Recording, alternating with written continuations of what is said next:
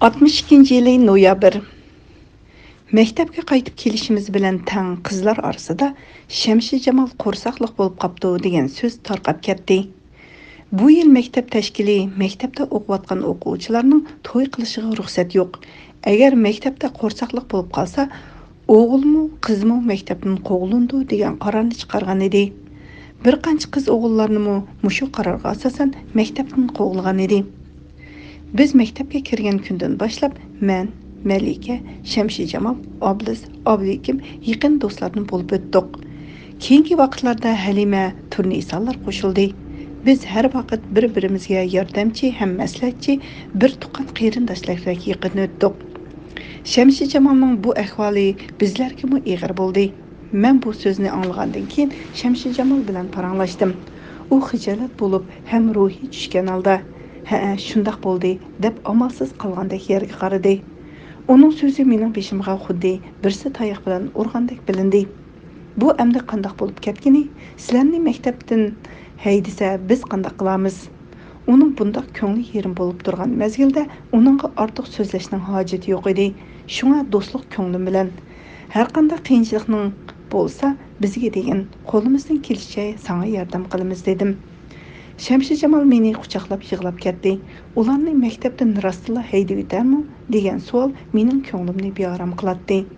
Birinchi turmining qarmog'idagi jinoyatchilarni o'zgartib ishlatadigan mashina remont zavodining boshlig'i Yusuf Changjang johiz tayliq bo'lib, Setvoldi o'zini men sening akang Tilvoldining do'sti deb tanishtirib, Yusuf Changjang orqali Setvoldiga maktabda to'y qilishga ruxsat qilib, qonun o'rnidan to'y xati elib berdi. Ham bularning to'yini Go'ngantingning o'zi o'tkazib berilgan bo'ldi. Shamshi Jamol bilan Setvoldining bu ishi qandaqdir Go'ngantingning masala tekshirish uchun foydali deb qaralgan bo'lsa kerak, ularning to'y ishini to'satdan Go'nganning o'zi bevosita boshqarib o'zi qilib bergan bo'ldi. Bir hafta ichida to'y bo'lgan bo'ldi. Men va Bo'rdalalik Mahmudning ayoli Maryam ikkimiz ishchilar oilasidagilarning ish mashinasiga berib, bir kun ichida to'y ko'nikini tikib, bitirib chiqdik. Qolgan ushaq-tushaq ishlarga men, Oblis, Oblikim yugurib yurib yordamlashdik. Noyabrda Shamshi Jamol bilan Setvoldining to'yi bo'ldi. Xinjiang institutining o'quvchisi Abdukerim muallimning ayoli savoqdishimiz Xolida Saydinning uyida qiz o'ltirishi bo'ldi. Qizlardan hammamiz qiz o'ltirishiga keldik. Dasturxon usti mezlik pishgan ham har xil taomlar, yel yemishlar, tatliq turmlar bilan liq to'lgan bo'lib, chini qo'yg'idek yermi qolmagan edi. Shu sharoitda mushunchalik hozirlik bilan mehmon kutish oson emas edi. Qiz o'ltirishimiz ko'ngilli ham chiroyli o'tdi. Biz hammamiz Xolidaga ham ota-onasiga rahmat aytib qaytdik. Kashlik o'ltirish Go'ngantingning zalida o'tkazildi. Men qiz qo'ldash, Oblikim yigit qo'ldash bo'ldi. Bizning saboqdoshlarning hammasi degidek keldi. Cho'ng zalning yerimi Go'nganting kadrlari bilan, yerimi o'quvchilar bilan to'ldi. Zalning o'tirsiga nurg'un ustallar qo'yilgan. Ustallarga oq dasturxon selinib, ustiga turli taomlar va aroqlar tizilgan edi. To'y chiroyli ham yaxshi o'tdi. Muzikantlarmi yaxshi paydalarga to'xtamasdan chelib turdi. Tansa usullarmi shunchalik qizib ketdi. Biroq nimishqidu zalning ichi bir xil surlik ko'rinadi. Xuddi bizni mikroskop ostida tekshirayotgandek, har bir kadr bizga sinoq ko'zlar bilan sinchilab qaragandek ko'rinadi. To'y markasi xeyli uzun so'zildi. Yerim kecha bo'lganda qiz yigitni ko'chirib Yusuf akaning uyiga olib qo'ydik. Yusuf aka uyini ularniga bo'shtib berib, o'zlari qo'ng'ili boshqa yerga ketdi. Men, Malika, Oblis uchimiz qaytib chiqsak, boshqalar ketib bo'pti. Sirtda qor to'xtamay yig'ib turadi. Eng oxiri biz uchimiz maktabga piyoda qaytdik. Albatta bu oraliq piyodalar uchun 2 soatlik yo'l edi. Men ko'nglimda nima uchun Go'ngantingning bu to'yga aralashib, o'zi bevosita o'tkazib berdi degan savolni o'ylab yuratdim. Oblismi bu to'y ajab qiziq bo'ldi. Go'nganting zalda Go'nganting kadrlari bilan o'tdi ha deb bizga qaradi. Ular Setvoldini chiroq qilib bizni izlayotdi dedim men. Rost aysiz, ular Setvoldini qarmoq qilib bizning hayot dengizimizga qarmoqni tashlab boshqalarimizni shu qarmoqqa tushirmoqchi dedi. Ablas qandaqdir yuragi bir qo'rqinchni sezgandek hayajon bilan va yana tezla xuddi bir narsaga esi tushgandek, "Hey, men bir narsadan asrayapman. Bular bizni gumon qilyaptamdi nima? Bular bizga cho'qim yaqin yerdan qiltaq quryapti. Diqqat qilmasak xatarli" deb bizga qaradi. Menmi shundoq o'ylab qoldim. Ular biror narsa sezib qolmagandi, ha? Dedi Malikamu ansiz ovozda. Men o'ylanib turib, yo'q, ular yipning uchini tex topolmadi. Bu narsa faqat Shamshi Jamolning qo'rsaqliq bo'lishi va ikkisining hozir maktabdan haydalish oldidagi ig'ir minutdan foydalanib to'y qilib berib, u ikkisining yanada maktabda qilib o'qishiga yordam qildi. Setib oldimu bularning bu cho'ng yordami uchun har qanday ishga bosh tortmasdan qo'ldan kelgancha yordam qilishga tayyor bo'ladi. Hozir ular seni, bizlarni, do'stlikni, hatto hammani unutdi. Bu biz uchun yaxshi bo'lmagan bishorat bo'ldi, dedim. Oramizni jimjitlik bosdi. Faqat qalin qorning biz desab monganda chiqqan g'aras-g'urus ovozlar bu jimjitlikni buzib turadi. Bular texi bizni bilmadi. Agar bilgan bo'lsa, bunchalar chiqim qilib, cho'ng to'y qilib, ularning maktabning tuzumini buzib maktabda ilib qolmas edi. Yipning uchini tortib turib, hammasini so'rab chiqay bo'lardi, deb qo'shib qo'ydim. Biz oltaylan chin bo'lsak hech kim bilmaydi, dedi Malika. Masala shu yerda. Ablas qandoqdir yana bir narsa demoqchi bo'lib, tamshilib edi. Men uning so'zini bo'lib, "Sizlar haroq ichib masjidlikda ularga ishinib, biror so'z chiqarib qo'ymagansizlar?" deb so'radim. "Yo'q, unda ish bo'lmadi", deb so'zini davomlashtirdi Ablas. Bir oz o'ylanib olgandan keyin, "Biz bek diqqat qilishimiz kerak. Boshqalar oldida biz odatdagi savoqdoshlardek yurishimiz, hargiz chandirib qo'ymasligimiz kerak. Setvoldi bilan Shamshi Jamol bizning hech narsamizni bilmaydi. Shunga ulardan bizlar to'g'riliq hech narsa chiqara olmaydi. O'qish bitirguncha qattiq diqqat qilaylik. Tanish amon o'qishimizni tugatgandan keyin jamiyatga chiqsak, ondan bu ishlarni qilishga qulaylik bo'lar." Ana shundoq paranglar bilan maktabga yetib kelganimizni sezmay qopdik. 12 dekabr. Malikaning oilasi Sovetga ketish munosabati bilan Soyuzga bormoqchi bo'ldi. Biz uni uzatish kechasi o'tkazib, tong otguncha uxlamay paranglashib chiqdik. Malikaning ketishi biz uchun bek ko'ngilsiz bo'ldi. Bo'libmi men xuddi yaxshi ko'radigan bir narsamni yo'qotib qo'ygandek ko'nglim yerim bo'ldi. Men uning bilan maktabga kirgan kundan boshlab yaqin do'st bo'lib o'tdim. Bo'sh vaqtimiz bo'lsa, bir-birimiz bilan fikrlashib, paranglashardik. Ko'z qarash, ideyalarimiz bir-birimizga o'xshash edi. Malika ketgandan keyin men xuddi bir qo'l, bir putimdan ayrilib qolgandek bo'lib qoldim. Shu kuni kechacha men uning ketishiga qonmasdan uning bilan so'zlashib chiqdim. Biz so'zlashib, so'z nuqtasi tashkilotimiz ustida bo'lganda men Malikaga, "Do'stim, sen bizdan ayrilib yiroq yerlarga ketyapsan. Biroq bir yaxshi yeri sen oilangdagilar bilan birga bangding. Sen yolg'iz emas. Sovetga berib o'ralashib bir oz turmushinglar besiqqandan keyin vaqt chiqarib Ziyo Samidi apandi bilan ko'rishib, bizning ishlarimiz to'g'risida so'zlashib baqqin." So'zlashish jarayonida u kishining ko'z qarash, ideyalariga diqqat qil. Agar bizga yordam qilgan bo'lsa, u chaqda u bek cho'ng ish qilgan bo'ladi. Ondan sen u yerda ishlasang, biz bu yerda ishlasak, bir-birimizga moslashib olsak, ishimiz o'ngishli bo'ladi. Hozirgi maktabning ahvolini o'zing ko'rib turibsan. Vaziyat qattiq chingib ketdi. Bular bizning yo'limizni har tarafdan to'sib kelyapti. Bu ishning oxiri nima bo'larkin? Endi sen bilan tashkilotimiz ustida xat yozishmoqchi bo'lsak, gulni parol qilib yozamiz. Tashdakdagi gul deb yozsam, bizning tashkilot deb bilarsan, dedim. So'z jarayonida Malika har vaqt biz bilan moslashib ishlaydiganini bildirib, boshlang'itgan holda o'zining qo'ldan kelishicha tirishadiganligini bildirdi.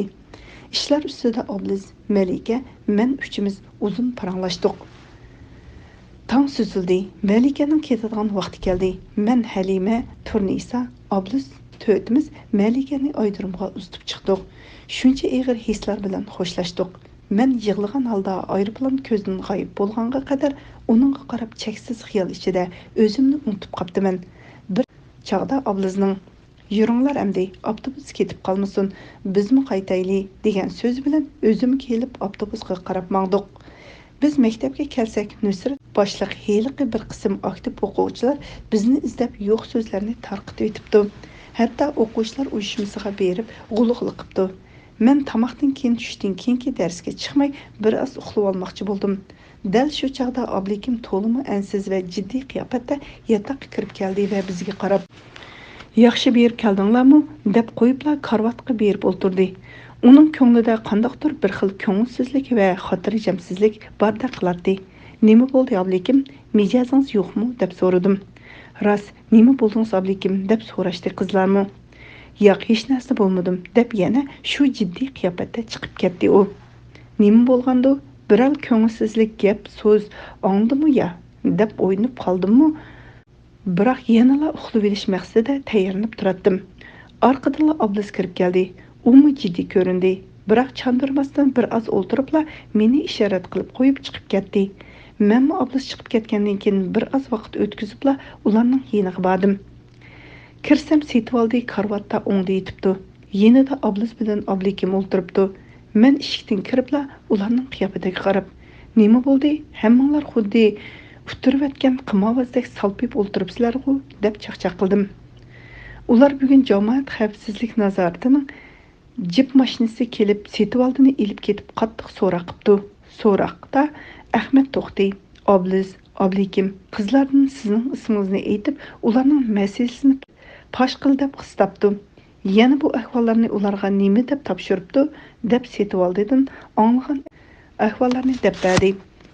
İçimdə bularning diqqat e'tibori bizga ag'dirilibdi-da, "Apla, ish yaxshi bo'lmadi" deb g'am qilib qoldim. Setvaldi qattiq so'roq natijasida yuragi qo'zg'alib qolganmi, o'zini tutolmay jiddiylashib ketgan edi. Bizning ishimizni Setvaldi bilmaydi. U faqat ayrilib o'qish to'g'risidagi o'qish tashlash harakatidan qattiq ansiraydi. Men Setvaldining ko'nglini xotirjam qilish uchun "Mayli, tekshirsa tekshirsin. Bizning hech qanday jinoyatimiz yo'q. Bizning o'qish boshlash harakatidagi talablarimiz to'g'ri bo'lg'ach, ular bizning talabimiz bo'yicha ayirib o'qitdi. Agar u ishlarni jinoyat desa, u chaqda bizlarni bugunga qadar so'rab kelmasdan shu vaqtning o'zida qo'lga olmasmidi?" dedim va ko'nglimdan kechgan narsani Setvaldan so'radim. "Rost, ular bizning ustimizdan nimani pash qildaydi? Ularning kutgani nima ekan? Sizdan markazli qilib zodi nimalarni so'radi?" Ablis Ablikimlarmu savol nazari bilan tangla Setvaldiga qaradi.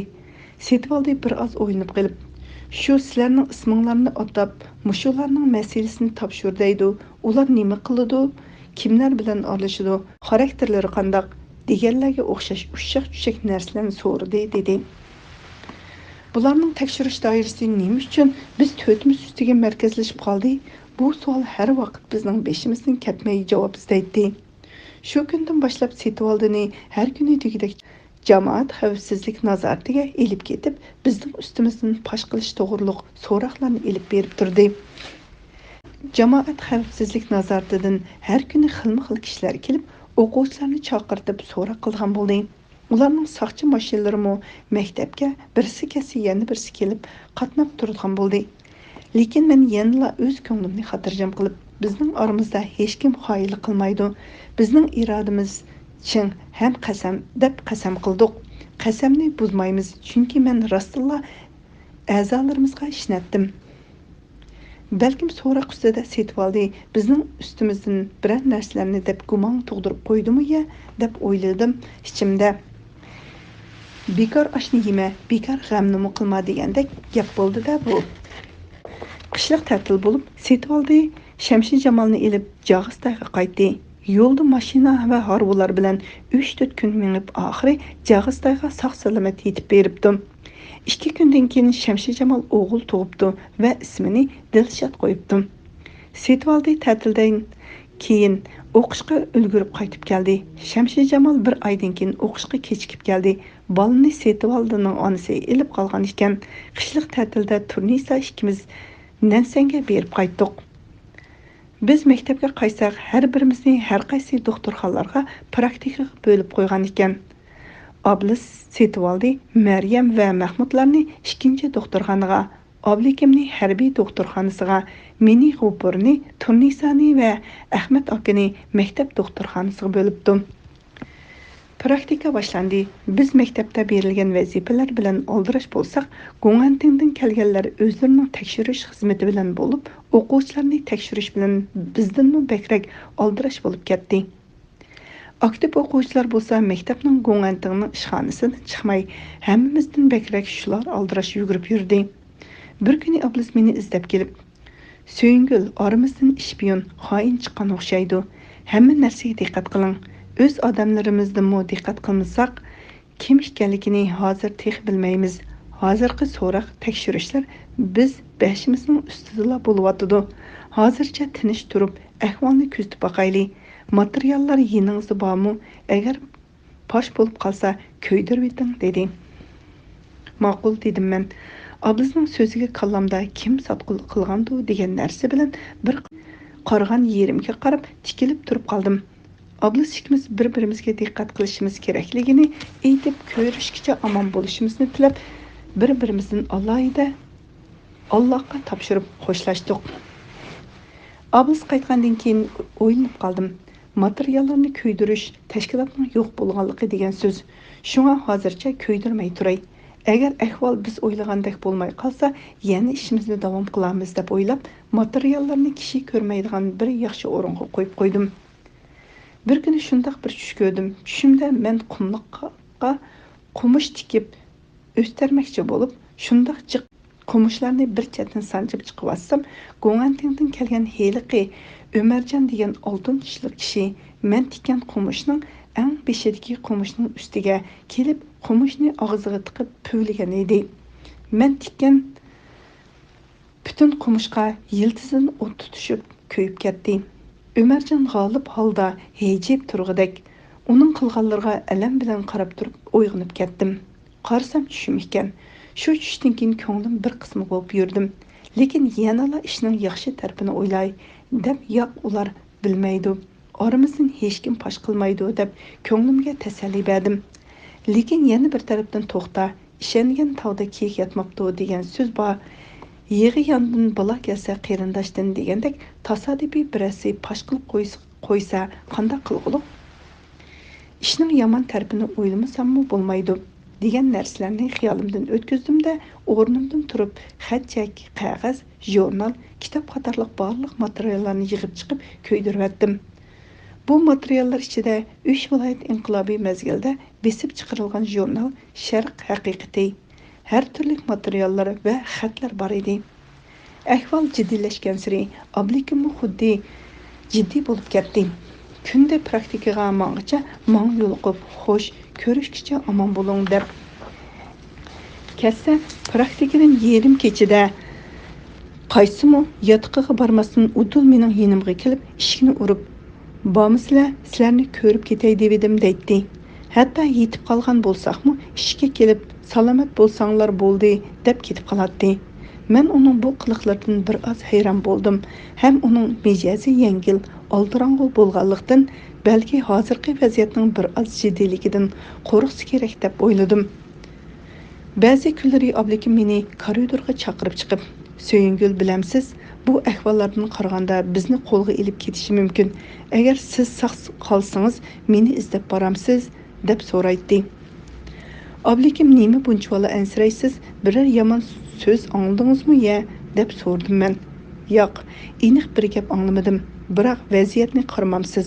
Ular butun diqqatini bizga og'dirib, barliq tekshirish bizning ustimizda bo'lyotdi. Bundaq ketaversa, ular oxiri bizni bir yerlardan tepib chiqadi. Ularning nazariga tushib qolmasak yaxshi bo'ladi. Hozir tekshirish obyekti biz bo'lib qoldik. Ular bizni homini bir kuni yo'qotdi. Har qancha o'ylasammi, bir yaxshi umid bor tarafini topolmadim" dedi. Uning so'zini anglab mendimi ansirash paydo bo'ldi. Lekin yana uningga, "Ablikim, ishning oxirini ko'rayli, o'zimizga ching bo'layli. Agar birarsi bizni sotmaganli bo'lsa, ularning biz to'g'riliq hech qanday pakti yo'q. Hech narsaga iqror bo'lmasligimiz kerak. Masala o'zimizda. Biz ching bo'lsak, ular bir narsa undirolmaydi. Bizga tuhmat qilsa-mu, pakti bo'lmasa bekor. Siz ansiramang" deb uni tinchlantirdim. Ablikim jimjit turib mening so'zimni oldi. Men so'zimning oxirida, Бәшіміздің ağzı чың болса, ular бізден сыр алалмайды. Мен сізден әнсіреймен, деп қошып қойдым. Ablekim ba'zida Halima turnisallarni yig'ib elib, meni qo'lga olsa, men mushundaq mengib chiqaman, deb xuddi qahramonlardek beshini tik ko'tarib, kinodagi personajlarni do'rab, uyda u yoqdan bu yoqqa mengib chiqatdi. Agar meni qiynasa, qo'limga ko'ysa selib tursa, ursa deb o'zini urgandek, xuddi qattiq tayoqdan qiynalib ketyapsimi, bir ig'iz gap qilmagan qahramonlardek tik turib elib, artistlardek harakat qiladi.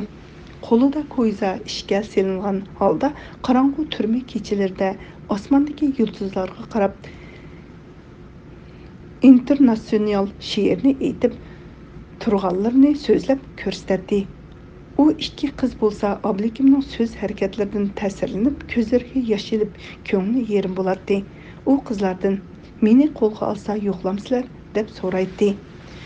Yo'qlamay qanday qiyinchilik, ig'ir ahvol ostida bo'lsaqmi, biz sizni yo'qlaymiz deyishadi. Sarang bo'ldinglarmi-chu deb kulatdim men. Ablikim yana ularga, agar meni yo'qlab borsanglar, menga faqat tamaka va sopun ilib bersanglar bo'ldi deydi. Ablekim siz nimishqa bundaq ansiraysiz, hech ish bo'lmasa sizni nima deb qo'lga oladi deb so'radim. Men uning xuddi rostdek so'zlayotgan chiroyiga qarab, o'qish tashlash harakatining boshlamchilari deb qo'lga olmamdi deb javob berdi u. Ablekim mana mushunga o'xshash so'z harakatlari bilan kuniga xilma-xil o'yin qo'yib yuradi. Ablikimning bu ansizligiga qarab, ba'zida bu mushunda qilib yurib o'zini chondirib qo'ymag'idi deb ansiraydim. Malika ketib ko'p o'tmasdan saboqdishimiz Rizodan xat oldim. Rizo xatida men sizlarning ahvolinglarni seg'ingan va hayajon ichida Malikadan angladim. Ham ko'nglimdagi cho'nqur hissdoshligim bilan sizlar bilan birga yashagandek bo'ldim. Bizmi bu yerdagi barliq do'stlar birlashib, sizlarga o'xshash go'zal bir hayotni boshlashni orzu qildik. Yiroqda bo'lsaqmi, sizlar bilan ko'nglimiz bir. Sizlar ichida biz teshida do'st bo'lib yashaylik degan mazmunda yana bizmi sizlarga o'xshash tashkilot qurib, sizlar mamlakat ichida biz sirtida harakat qilamiz degan ma'noda xat yozibdim. Men bizga bir cho'ng kuch kelib qo'shilgandek xushal bo'ldim. Bu xatni tashkilot yig'inida o'qib chiqdik. Ablikim ablizlar xushal bo'lib, hajab yaxshi bo'ldi. U vaqtda bizlarga cho'ng yordam bo'ladi deyishdi. Abliz Rizo jigri bor yigit, o'z vaqtida ko'z qarashlarimi biznikiga o'xshash edi dedi. Men biz Sayıpulda tömür yo'lda ishlagan vaqtimizda Rizo menga "Asta ishla, bilamsan, poyezd kelsa Shinjonga ofat keldi" degan edi. Rostdan shundoq bo'ldi emasmi dedim. Ahmed To'xtiy hozir biz oldirib ketsak bo'lmaydi. Avtonom rayonlik Jehi idorasining odamlari maktabga kelib jiddiy tekshirish ilib beryotdi. Bu paytda diqqat qilishimiz lozim. Siz Malika bilan Rizoga xat yozmang. Mumkin bo'lsa, ularning xat yozmay turishini anglatish kerak edi. Pochtadan tekshirib qolsa, ahvol yaxshi bo'lmaydi dedi. Ablikim o'tganda maktabdan uyushtirgan Tansiga bosh pochtaxona xat chek tekshirish bo'limining boshlig'i kelib bizlar bilan uchrashgan edi. Ular bizga, sizlarning maktabdagi o'quvchilar bek ochiq xat yozadi. Bizga mushu kungacha tekshirildi deb tamg'i besib avat verdik. Lekin bizdan boshqalarning qo'liga tushib qolsa, u chaqda yaxshi bo'lmaydi. Bolalarga deb qo'yinglar, diqqat qilsin degan edi, dedi. Abliz, rost biror narsa bugun men Ziyo Samidaga yozgan xatni beribla kechiktirmay Ziyo Samidaning o'z qo'liga topshirib berganligidan xabar topdim. Lekin uningdan mushu kungacha biror uchur kelmadi, dedi. 30 mart. Kunlar ana shundoq ko'ngilsiz va ansizlik ichida o'tdi. Bir kuni o'pka kasallar bo'limida dars o'qib o'tirardim. Ahmed To'xtiy aka yonimga kelib, bosh tarafi puklangan bir parcha xatni oldimga qo'yib, "Bu xatning puklangan yeridan tugigacha o'qib chiqing" deb xatni qo'yib o'zi chiqib ketdi. Xat Ahmed akaning ayoli Maryamdan kelgan bo'lib, xatda mundaq mazmunlar bor edi. Ahmed, sizni qanchalik kutganimni bilamsiz? Shuncha yillarni taqozolik bilan kutib ko'zim teshildi. Biz to'y qilibmi bir uyda turmadik. Sizni o'qishni xotirjam o'rganib olsin, tugatib olsin deb chidab kutdim. Shuncha yillar tugab, sizning o'qish bitirish vaqtingiz yaqinlashgan sari men cheksiz xushal bo'lib, kunlarni bir-biridan sanab o'tkazib. Lekin yaqinda Guantandan odam kelib, g'uljiga sizning materiallaringizni va ahvolingizni sizning yaqin do'stlaringizdan egallab tekshirib ketganligini angladim. Yana ansam, ular Jag'istayga berib, sizlarning saboqdoshlarining materialini tekshirib yuribdi. Bu qandaq ish? Men buni anglab og'rib qoldim. Siz nemishqa o'ylanmaysiz? Mening sizdan boshqa kimim bor? Men qanday qilaman? Bu gaplarni anglab yurkim bek qattiq cho'chib turdi, deb yozgan ekan. Men xatni ko'rsatgan yergacha o'qib bo'lib, xatni qatlab etib, ko'nglim bekmi eski bo'ldi. Biz bu yerda ular hech nima bilmaydi deb xotirjam yuraveribdik. Amaliyotda ular shaharlar aro tekshirish elib berib etibdi emasmi? Biror yip uchini topmagan bo'lsa, ular bizni buncha bola markazlik holda tekshirib ketmaydi degan xiyol bilan o'ltiratdim. Ahmad aka yanimga kelib, "Qandaq o'qib bo'ldingizmi?" deb so'radi. "Ha, o'qidim. Ahmad aka, bular biror yip uchini tepib chiqdimi nima? Bizning atrofimizdan aylanib ketolmay cho'gilib yuriydi. Oramizdan birasi setildimi-ya?" deb so'radim.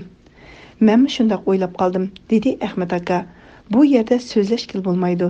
Juring, yotoqqa qaytaylik", dedi ehtiyot bilan bo'sh ovozda. Biz yotoqqa qaytqach paranglashdik. Ahmad aka, "Biz beshimiz bir-birimiz bilan vaqtincha aloqalashmay turaylik. Siz Obliz, Oblikim, g'opirlar bilan munosabatlashmay turing. Bular bizni tekshirishni hargiz unutib qolmaydi. Agar sizni qo'lga ilib ketsa, siz qiz bola, oilada qiyinchiligingiz bor. Oilangizdagilar sizni shuncha jafo tortib, o'zlari qiynalsa-mu, sizni cho'ng umid bilan o'qityotidi. Ular sizni bu qiz bola ekan, bo'pti deb oyab qo'ymaydi. Hukumat degan bek yuzsiz keldi. Buni o'ylang. Mana oldimizda bizga cho'ng qiyinchiliklar duch kelyotidi. Xatni ko'rdingizmi? Ko'nglida har qanday ishga nisbatan tayyorlik bo'lish kerak. Oblikimga ayting, harbiy doktorxonaga ko'chib ketsin. Oblizlarga dang sizni izlab kelmasin. Sizmi ularni izlab berib jummang. So'zlashmoqchi bo'lsanglar, xoli joyda, kishilarning diqqatini tushmaydigan o'rinda paranglashinglar. Hozir bizning keynimizga odam tushdi. Ahvol yomon. Sizni o'ylayman. Yaxshi kunning yomoni kelib qolsa, siz qiz bola, sizga ig'ir bo'ladi, dedi. Men shu kunila Oblikimga harbiy doktorxonaga ko'chib ketishni aytdim.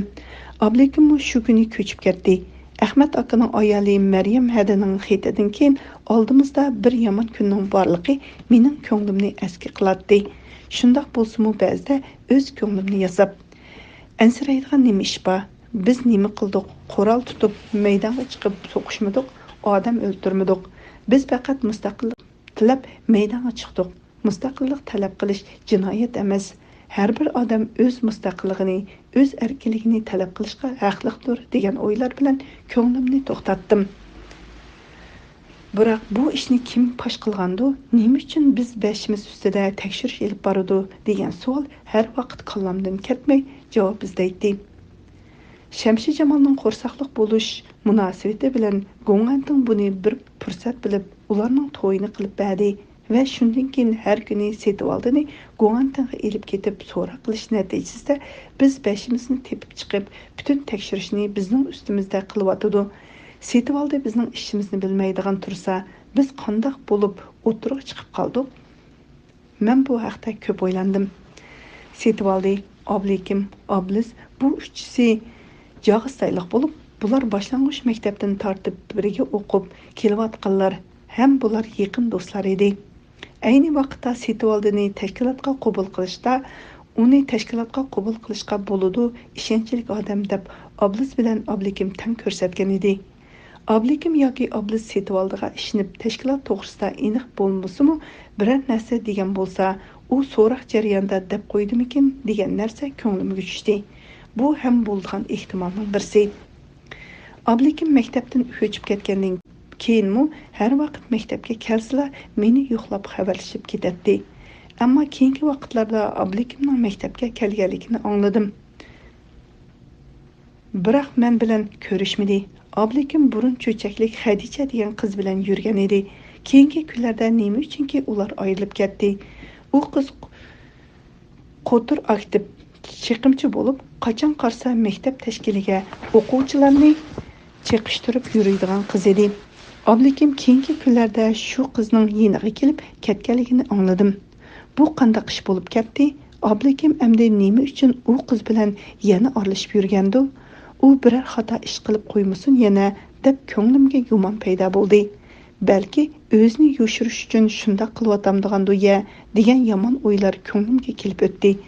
Lekin men Ablikimga qattiq ishongach, yo'q, boshqalar qilsa-mu Ablikim pash qilmaydi deb ko'nglimdagi gumonni yo'qotdim.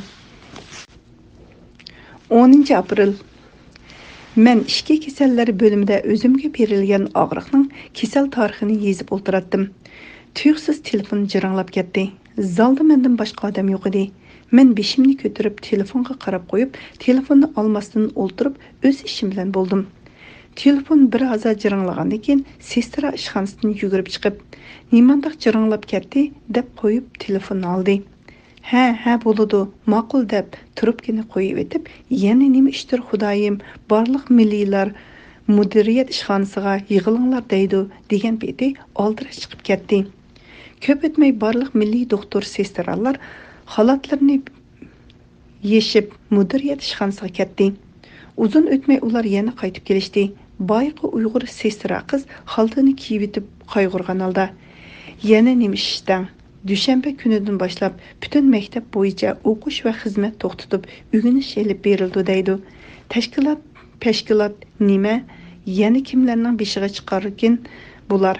Odam yurgini mujib, yana birsiga meni dedi deb qo'ymang deb ko'ngilsiz holda sestralar bo'limiga chiqib ketdi. Bu so'zni anglagandan keyin yuragim jiqidiqlab qoldi. O'ltirgan yerimda qetib qoldim.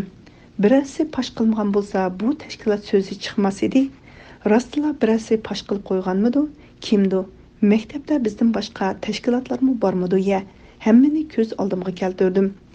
Lekin birarsining pash qilishiga ishonmadim. Bu so'zni kimga ishintayman? Agar rostla pash bo'lgan bo'lsa, qanday qilish kerak? Qechib qutulish mumkinmi? U chaqda boshqa kelganini ko'rmay amal yo'q. Yugurib berib bu so'zlarni ishonchlik birasi bilan o'rtoqlashqim keldi. Biroq kimga deyish kerak? Rostla pash bo'lgan bo'lsa, uningga amal yo'q. Xuddi o'zim yolg'iz qolgandek musafir bo'lib qoldim. Shundaqdimi yana o'z-o'zimga bo'ldi. Nimacha yomon xiyollarni qilaman?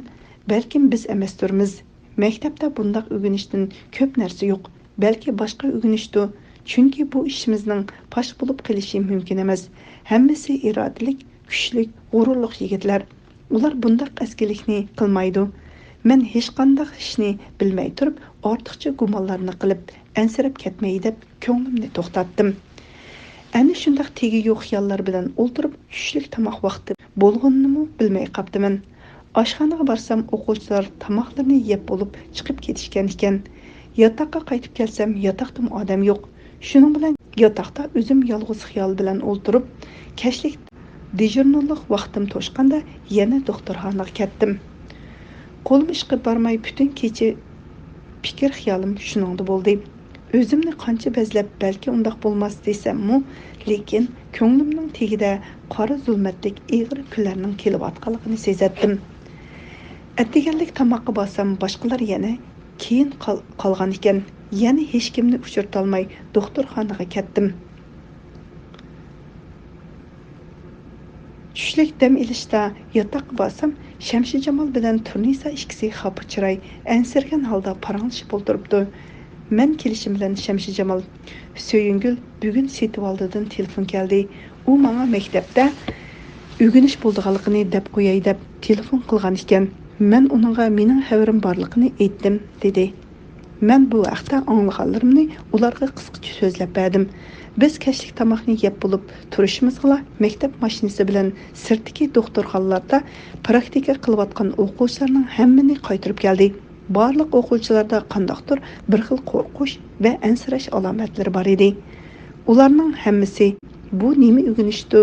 Hey, yana qanchimizning beshini deyishsa, Yana ba'zilari oramizdagi bir qancha yaxshi saboqdoshlarımizdan ayrilib qolgan o'xshaymiz deb ansiraydi.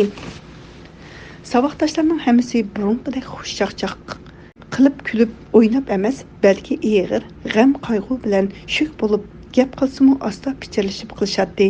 Ular bir-biridan bu nima o'rganishdi debla so'rashadi. Saboqdoshlarning hammasi bizning yotoqqa yig'ildi. Ular xuddi ayrilish oldida turgan yaqin do'st saboqdoshlardek cho'nqur mehribon kuyimchanlik bilan bir-biriga qarashib, ayrilish hasrati yuraklarni og'irtayotgandek ehtiyot bilan past ovozda so'zlashib o'tiradi. Shu orada yotoqqa Oblikim kirib keldi. U burunqidek emas, sharoq-shuruq tovlab, mag'rur holda erkin va g'amsiz ko'rinadi. U menga burunqidek emas, balki bizni ko'rmagandek parvosiz holda qarab qo'ydi. Hatto o'zining eng yaqin do'stlari Oblis, Setvoldilarga gap qilmay bir qancha aktiv qozoq o'quvchilar bilan chaqchaqlashib chiqib ketdi. Balki o'zini yo'shirish uchun shunday qiyofatga kirib olgan bo'lishi mumkin, u to'g'ri deb gumon qilmadim. Kech kirganda saboqdoshlarning hammasi chiqib ketdi. Faqat Oblis bilan Setvoldilar qoldi. Ular intayin ko'ngilsiz qayg'u bilan o'ltiradi. Bugun biz xabar anglagandan keyin Oblis ikkimiz monchaga kirib toza pokiz yuyindik. Monchada bir-birimiz bilan quchoqlashib xo'shlashdik. Bu qitim bizning omon qilishimiz qiyin bo'libmi Oblis dedi Setvoldi. Ular bu so'zni shuncha ig'ir qayg'u bilan so'zlayotdi. Oblisning kuyimchan ko'zlari hammamizga mehribonlik bilan qaraydi. Hammamizning ko'ngli bakmo eski bo'ldi. Ahvolni bilmaydigan o'quvchilar bo'lsa, o'qish tashlash harakatining boshlamchilari deb qo'lga oldigan bo'ldi deb ansirasa, biz tashkilot posh bo'lsa hammani qo'ymay qo'lga ilib ketadi deb qo'rqib yurdik. Men o'g'illarni tashkilotga qatnashdi, bizni qo'ymay qo'lga ilib ketadigan bo'ldi deb ulardan ansirabdiman. O'zim to'g'riliq o'ylabmi qo'ymabdiman. 13 aprel Maktab bo'yicha safarbarlik cho'ng doklad yig'ini ichildi. Barliq milliy o'quvchilar ma'muriyat binosidagi kichik yig'in zaliga yig'ilishdi. Bovdun Yuanjang maktab mudiri yig'inda doklad berdi. U dokladda o'quvchilar orasidagi mavjudchiga va partiyaga qarshi so'z harakatlar ustida va shijunjuchilik ideyalar haqida so'zlab o'tdi. Bovdun Yuanjang so'zda hammadan kishini g'azablantiradigan narsa shuki, bizning to'liq ulug' dahimiz mavjudchi bilan Xurshibning tushgan rasmi, ba'zi o'quvchilar mavjudchining rasmini kesib tashlab, Xurshibning rasmini ayirib qilib, yotiqining temiga chaplab olgan. Hatto ba'zi o'quvchilar mavjudchining haykalini tamga qartib qo'yib, beshingni yersan qoqbash deb haykalini mushlagan deganga o'xshash misol faktlarni so'zlab tushkicha doklad berdi. Bovdun Yuanjang har bir so'zida bizga qarab sizlarga davatman degandek qilib so'zlaydi. Bizmi toza kelishtirib kishilarning bizni to'nib olsin degandek hammamiz bir joyga to'plashib o'ltiribdik. 15 aprel dushanba. Bugun rasmiy o'rganish boshlandi. Bizning qarorning milliy o'quvchilari ikki guruhga bo'lindi. Birinchi guruhda Oblikim, Oblay, Shamshi Jamol, Turnisa, G'opur, Halima qatorliqlar bor edi. Ikkinchi guruhga men, Oblis, Ahmad aka, Setvoldi qatorliqlarni bo'ldi. Bu o'rganishga rahbarlik qilish uchun Go'ngantindan Turdi Eli, Yusuf, Ömerjon, maktab o'quvchilar uyushmasidan G'ozjon, G'opur Rahim, Rahimlar va doktorxonadan bir qancha kadr kelib qatnashdi. Bu rahbariy vakillar faqat bizning qaror o'quvchilari uchunla keltirilgan bo'lib, bu o'rganishnimi bizning qarorni asos qilib elib berilgan o'rganish bo'ldi. Go'ngantin mashinlarimi maktabga kayni-kayndan qatirab, to'zoqqa o'lja kutgan ovchidek taqatsiz ko'rinadi. O'rganish boshlanib o'quvchilar dokladdan olgan ta'sirot va tushunchalarni ham o'zining burunqi va hozirgi ko'z qarashlari to'g'riliq so'zlab o'tdi. Bir qancha o'quvchilar so'zlagandan keyin o'rganish boshqaradigan kadrlar diqqat nazarini bizga o'tkab, "So'yingul, siz nimishqa fikr bermaysiz?" deb so'radi. "O'yinni fikr berarman" dedim. Orqada turiblar. "Oblis fikr bering, Ahmad To'xti fikr bering" debla ularning oldiga bordi.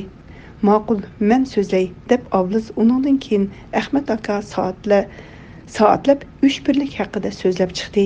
hech kim siyosiy qonunlar bilan bulardek mukammal so'zlab chiqmagan edi. O'g'inish borgan sir qizishga boshladi. Birdam oblikimni so'roq qilsa, birdam oblayni so'roq qiladi.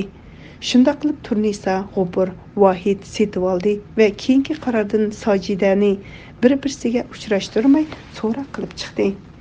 Maktab tashkilotining safarbarlik doklatiga asosan maktab darvozalariga kuzatchi qo'yib, bir o'quvchini ruxsatsiz chiqarmay, sirtdan tanishtirishsiz bir kimni kirgizmaydigan qilib tuzumni chingitdi. Helidan heli aktiv o'quvchilarni to'plab ularga yig'in ochadi. Bu ahvollarni ko'rib bir yomon ishning borligini ko'nglim sezadi. Lekin u qorong'u kunlarni ko'z oldimga keltirib kelmaydi. Guantingning mashinasi har bir kelganda Setvoldi o'ltirolmay ketadi. U menga asta pichirlab, "Ani ilib ketgili keldi" deydi. Aktiv o'quvchilar xuddi bu ahvolni bilgandek butun diqqati bilan bizlarni ko'zlatdi. O'g'inishning birinchi kundan boshlab Turnisaning menga bo'lgan muomalasi o'zgardi. U menga qaramay, gap qilsam meni silkib yoki to'ngli javob berib, yo tamoq yemay, yo uxlamay beorom holatga tushib qoldi. U menga azaldan bunday qilib boqmagan edi. Bir-birimizdan sir yo'shirmaydigan, bir-birimizdan hech narsa ayab boqmagan yaqin do'stlardan edik. Men borgan sari o'zimni xuddi hamma yaxshi ko'radigan narsalarimdan ayrilib qilayotgandek yolg'iz, tanha his qilib, ko'nglim intayin yerim bo'ldi. Ajablanarligi shuki, bu o'g'inish boshqa o'g'inishlarga o'xshash o'tirg'i so'rab chiqib, urib so'qib, tovlab, masala topshirg'izish shaklida bo'lmadi. Savoqdoshlar bizga hissdoshlik bildirib, ayrilib ketishning ig'irligini, ammo ko'ngillarning yiqilligini bildirgan ko'zlari bilan qaraydi. Tanaffusda sirtqa chiqsam, yinimdan o'tib ketib, "Biz sizni menga unutmaymiz" degan deb o'tgan savoqdoshlarim bor bo'ldi. Tanaffusdan kirganda bo'lsa, "Kel mening yinimda o'tir, mening bilan birga o'tir" deb meni o'zlariga yaqin tutib, ko'nglimni ko'taradi. 16 aprel O'g'inishning ikkinchi kuni ablisini so'roq qilib, "O'g'inishdan nimani tushunding? Ideya, ko'z qarashlangda qanday tavrinish bo'ldi?" deb so'rabdikan, ablis 1 soat 3 birlik haqida so'zlab berib qaytib chiqibdim. Yana shu kuni aktiv o'quvchilarga yig'in ichib, bizga ko'ngli yaqin o'quvchilarni bo'lib, har birimizga tarbiya berib suhbatlashish uchun belgilab qo'yibdi. Dam ilishda yotoqda o'ltirsam, Maryamning eri Mahmud meni koridorga chaqirib chiqib, xijolat bo'lgandek qisilib turib, "So'yingul, meni tashkil siz bilan ko'ngli yaqin deb, siz bilan so'zlashishga chiqadi. Buning uchun siz mendan ranjib qolmang. Ular meni masalangni topshirishga ogohlantirib so'zla" deydi. Bugun aktiv o'quvchilarga yig'in ichib, o'quvchilar orasida reaksion tashkilot bor degandek qilib, quliqimga ishongim kelmadi. "Sizni tashkilotda bor" deydi. Men bu so'zni anglab bekmi hayron qoldim, ham ko'nglim yerim bo'ldi. Bu rasma, ammo siz mendan ranjimang. Rostini desam, So'yingul, mening ko'nglim bekla yerim bo'ldi deb qarindoshlarcha ichingan holda so'zni davomlashtirdi. Sizlardan savoqdoshlarimizning ayrilg'usi kelmaydi. Hammamizga ig'ir keldi. Bu qanday ish? U ko'zlariga yosh oldi. Men yana kulib turib, "Yo'q, Mahmud, hech narsa yo'q. Bular shundaq narsadan gumon qilvasi kerak. Rostini aytganda, ular gumon qilayotgan narsa bizda yo'q. Bizmi savoqdoshlarni intan yaxshi ko'ramiz. Necha yillardan beri biz xuddi bir ota-onadek, onaning bolalaridek, yaqin qarindoshlardek yaxshi o'tdik. Mahmud, shu ko'nglingiz uchun sizga rahmat. Menmi unutmayman" dedim. 17 aprel Bugun o'g'inishning oxirgi kuni. O'g'inish odatdagidan jiddiyroq bo'ldi. Kadrlarning birsi chiqsa, birsi kirib to'xtamay so'zlaydi. Bu so'zlar sizlar uchun oxirgi fursat. Sizlar uchun bir cho'ng chiqish yo'li. Keyin pushaymon qilib qolmanglar yana. Lekin bizni bilmaydi deb xomxiyol qilmanglar.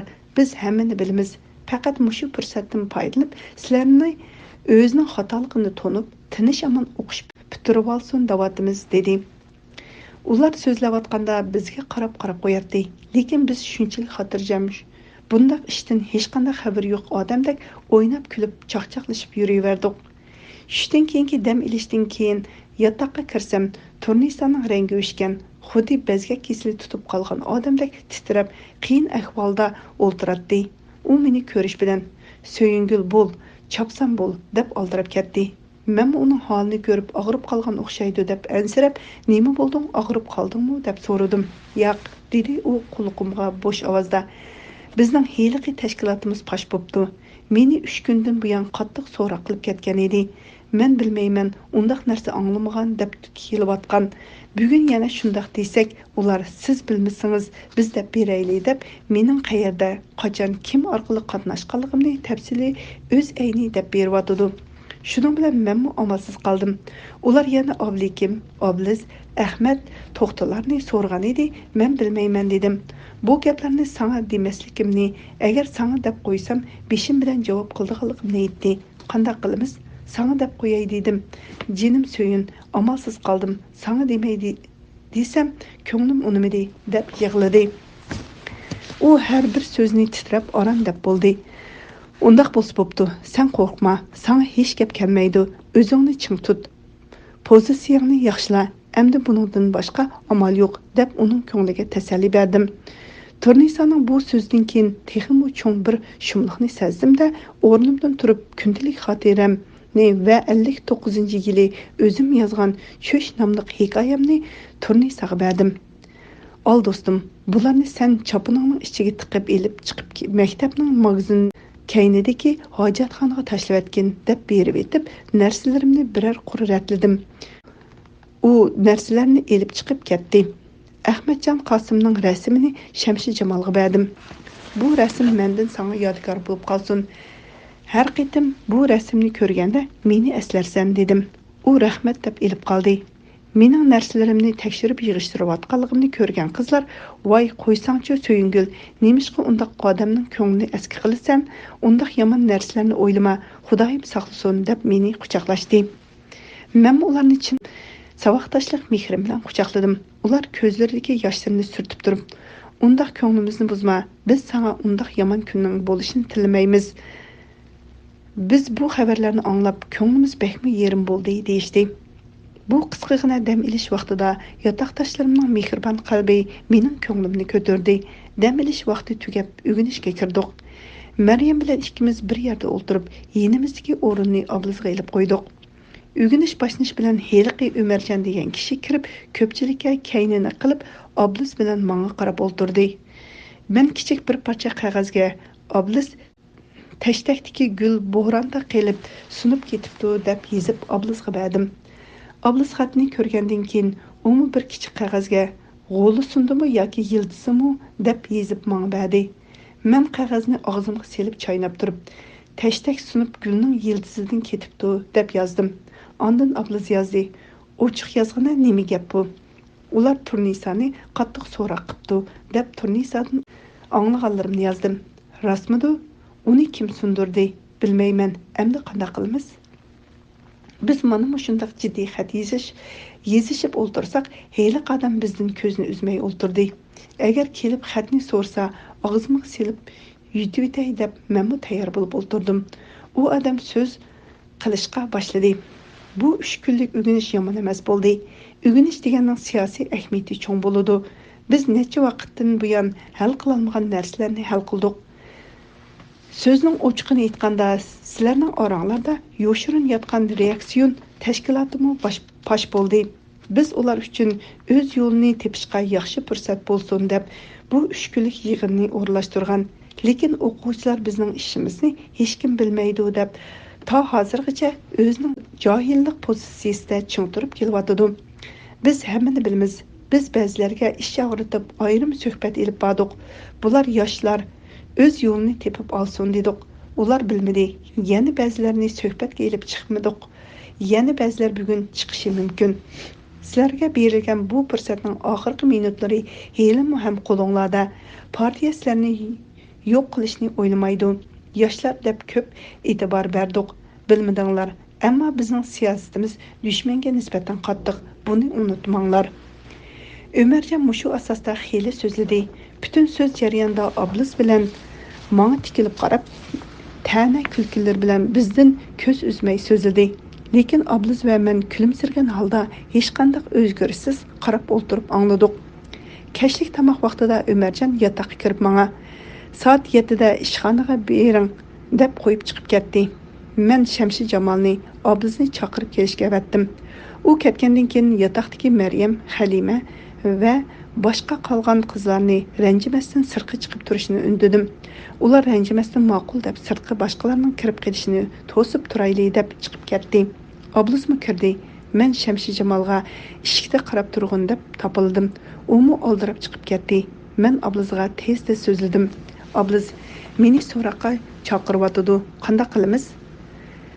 Siz to'xtab turing. Men qolgan yo'ldoshlar bilan maslahatlashib kelib, ondan sizga javobini beray deb oldirib chiqib ketdi. Ablizmi kechikmasdan kirib keldi. Söyüngül, biz hammamiz bosh qo'shib muzakarlashdik. Ular bilan bilgan bo'lsa, biz hech qanday qilib yo'shirib ketolmaymiz.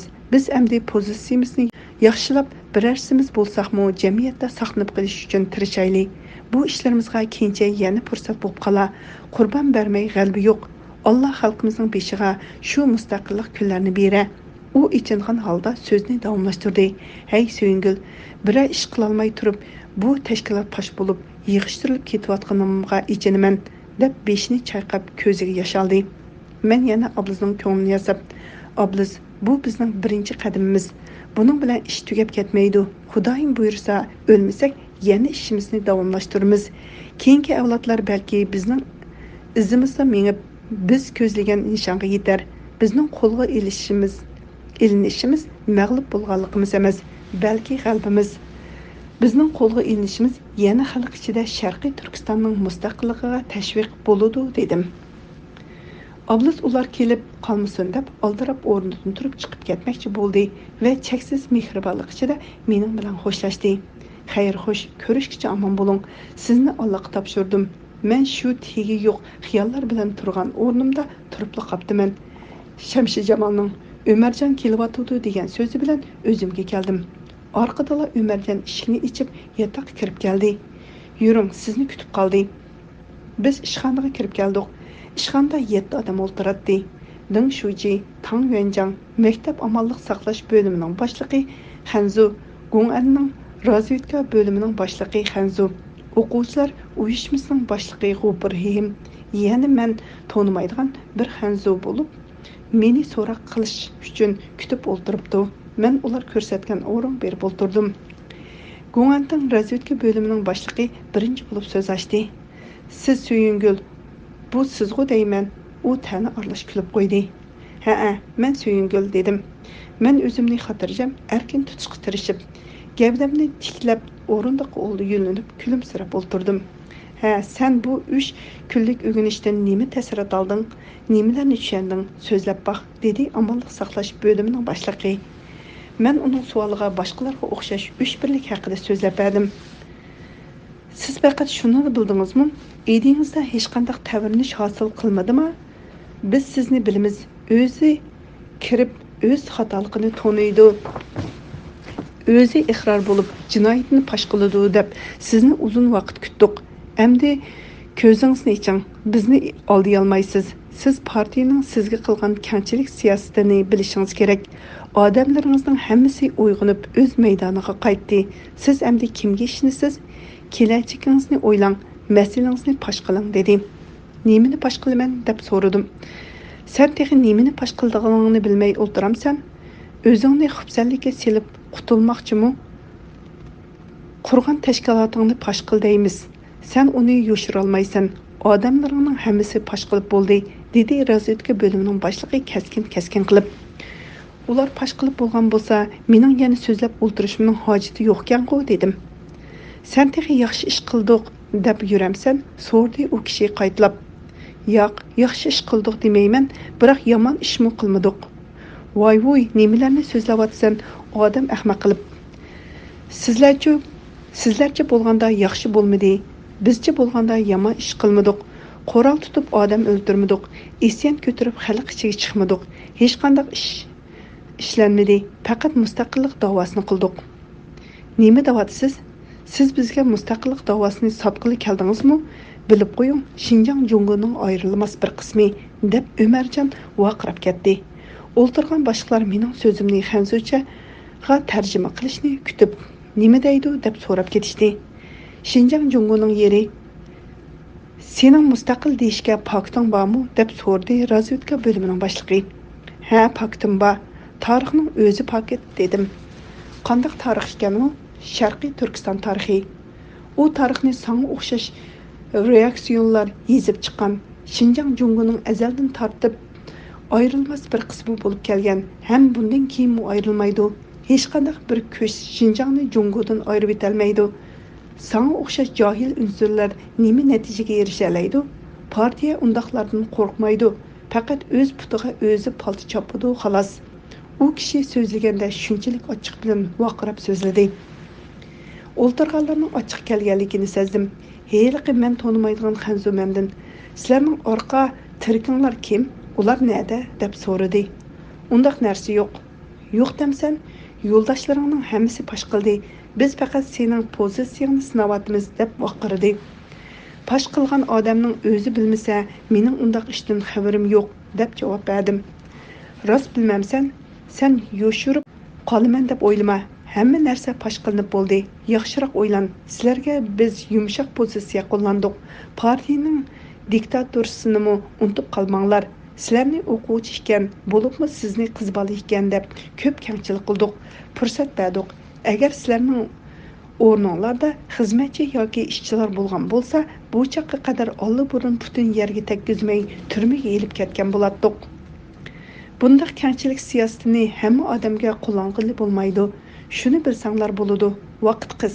Bizning muhim ishimiz bor. Endi davomli yaxshi o'yinib, masalalarni tal-to'kis topshirib, partiyaning kamchilik siyosatiga erishish uchun tirishinglar kerak. Davatati uning so'zini bo'lib Umarjon. Tashkilotning siz saqlab kelayotgan barliq materiallarini degan menga topshiring. Bundan keyin o'zaro til biriktirib, yig'in ichib, yo'shirishinglarga hargiz yo'l qo'yilmaydi dedi. Boshqarma oldirab o'rnidan turib, menishga hozirlandi.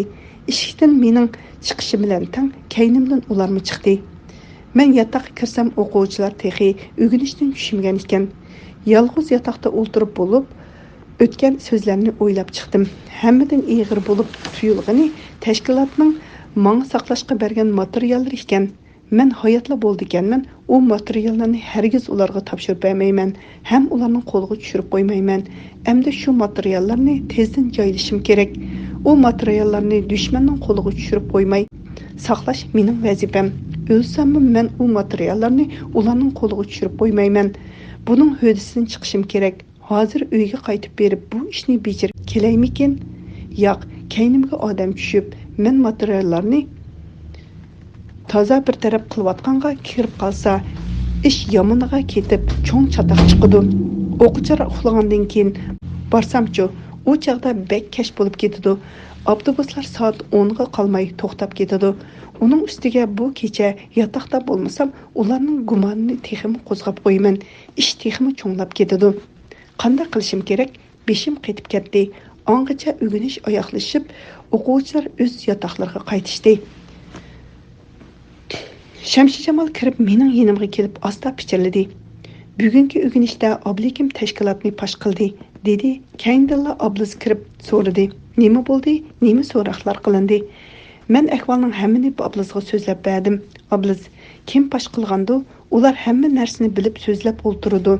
Yana bular bizni orqa terki bor deb qattiq gumon qilyotdi. Ahmad aka pash qildimikin? Ablis o'yinib turib so'radi. Bo'ldigan ish bo'ldi, oxir bo'ldi.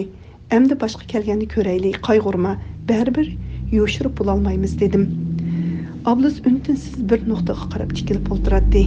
Biz hech ish qilmadik yoki qurol ko'tarib maydonga chiqqanimiz yo'q. Odam o'ltirib qon to'kinimiz yo'q. Isyon ko'tarib xalqni qo'zg'amadik, dedim men. Ablisning jim o'ltirib ketganiga qarab, shu ishlar uchun bizni bir narsa qilib yetarmi? Yomoni kelsa maktabda rejimga ilib qo'yar. Pozitsiyamizni yaxshilasak, balki kamchilik qilib qolsa ajab emas, deb kuldi Ablis. Rost, biz hech narsa qila olmay qoldik. Men shuninga ichinaman. Bir ish qila olgan bo'lsaqmi, nima kun ko'rsammi, rozi edim, dedim men ichingan holda. Ablis o'yinib turib, Oldi keynimizden yolimizni to'sib bizni mang'uzmidi. O'ylagan ko'p ishlarimizning hammasi qoldi.